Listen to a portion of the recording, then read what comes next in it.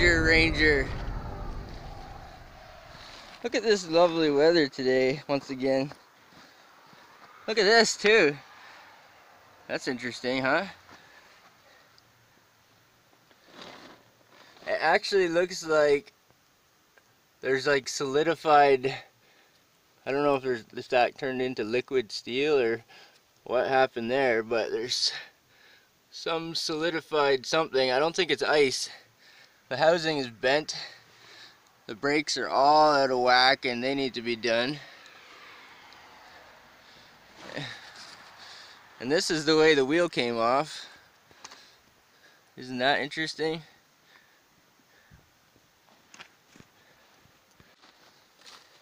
So this housing is pretty bad. Everything is cooked. The springs, the bearing got so hot and the springs got so hot that they're not springs anymore. The housing is out of shape, and I think the wheel cylinder is cooked too. But inside of the differential cover, you got the diff cover off there and the gear oil drained. Everything looks okay inside of there, so I'm going to see if I can salvage this and just try to change the axle. It's going to be difficult to straighten out the housing and get the bearing in there, but see if we can get her back on her wheels without changing the whole rear end, if that's possible. Everything looks okay in here. See if I can turn it. Oh my goodness, there she goes.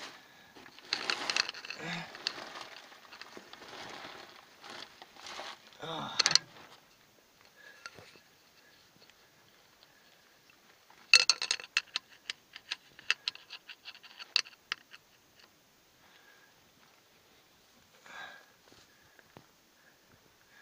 Okay, I need to remove this pin, and the only way to do that is to remove that bolt right there. There's a tiny little bolt there. It's an 8mm 5/16, just like that. So I'll have to spin that out and get the pin out of there in order to get the clip off the axle. Okay, I got the bolt out that holds the pin, and the pin just slides out as long as you have it turned into the right spot where it can clear the housing. So the pin is out and the retaining bolt. Now, if you push in on the axle, the clip that holds the axle in should be accessible. There we go. I can see the light. So everything in here looks okay. There's nothing broken in here. There's a little bit of it was lacking a little bit of gear oil, but it did have oil, so I think this can be salvaged. You can see there's a little bit of blue on the axle, so the axle got hot out, I think. Anyway, push in on the axle out there. Just a little bit. A little more. Okay. Should be able to get the clip off of there now. And that clip just slides on. Make sure you don't lose the clip down inside the rear end, otherwise that could be catastrophic. This one doesn't have a posi or anything, so there's nothing in the way. It should be easy to get that clip off of there. Alright, there's the clip right there, and you can see the groove in the end of the axle where the clip used to be. So now that the clip is off, the axle should just pull straight out from the outside.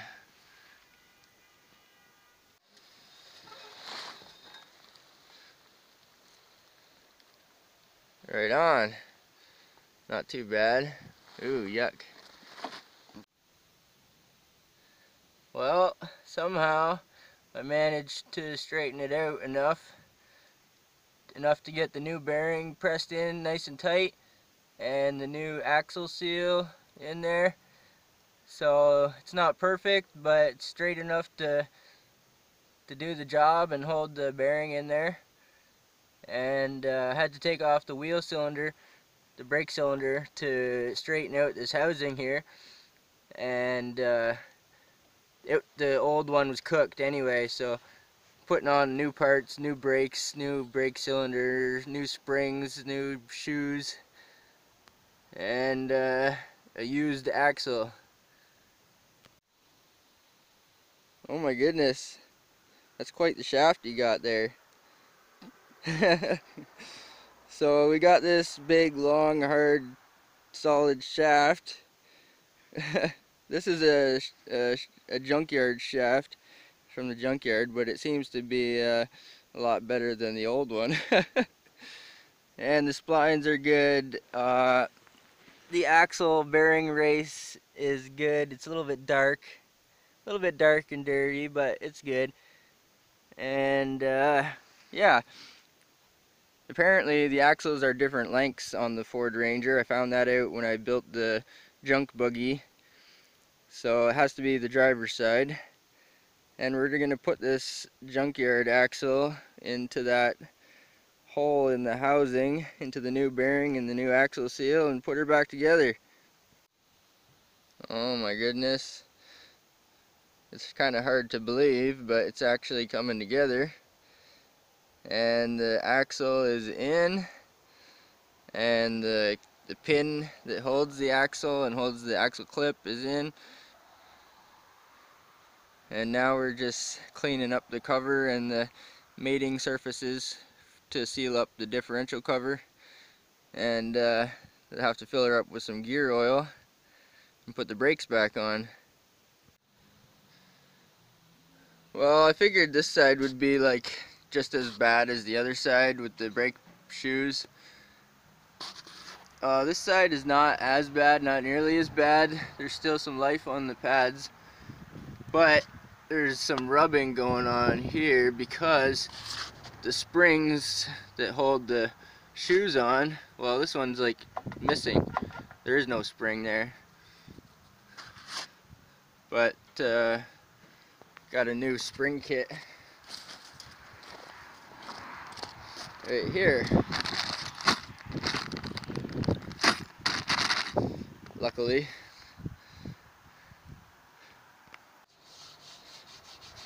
Danger Ranger. Oh my goodness.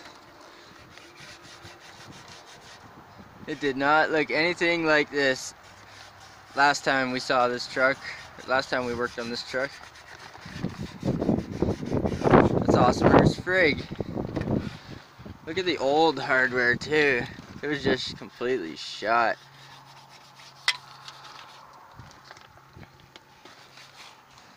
That's a little better.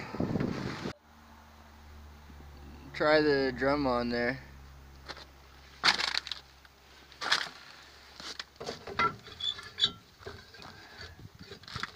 Line up the wheel studs. There you go. Wow, that was nice and easy. That's better. Might have to adjust it a little bit. Yeah. Pop the hood and make sure that you got brake fluid.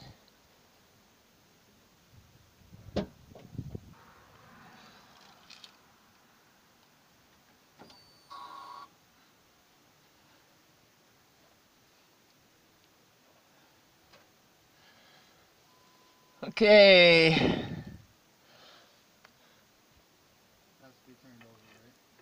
No, all you gotta do is push the brake pedal and hold it down. Tell me when you're holding it. I'm holding it down. Okay, keep holding it down, alright? Yep. You gotta crack this bleeder loose. Okay, now push it down and hold it down. You holding it?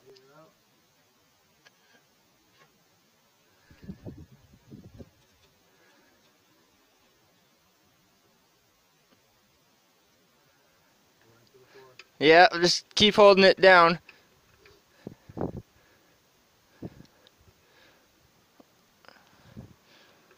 Okay, let it up slowly. Okay, push her down all the way and hold it down.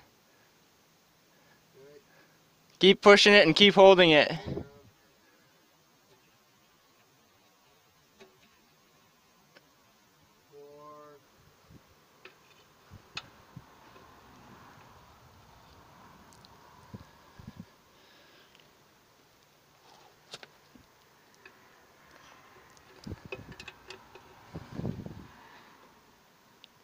Okay, let it up slowly. Okay, push her down to the floor and hold it down.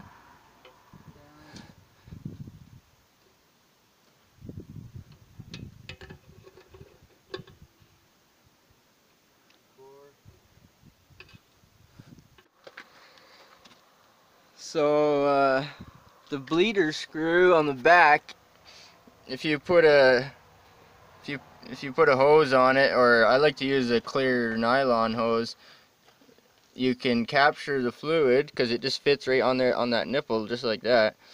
You can capture the fluid and you can see the air bubbles if there's any air bubbles in it, and you can run it safely down into a container or a drain pan where it can be safely disposed of, and you're not letting anything go on the ground. Now it's gonna need gear oil. That's gonna be fun. There's a plug. There's a threaded plug on the front of the differential housing right there, and plug's got to come out, and we got to put the gear oil back in.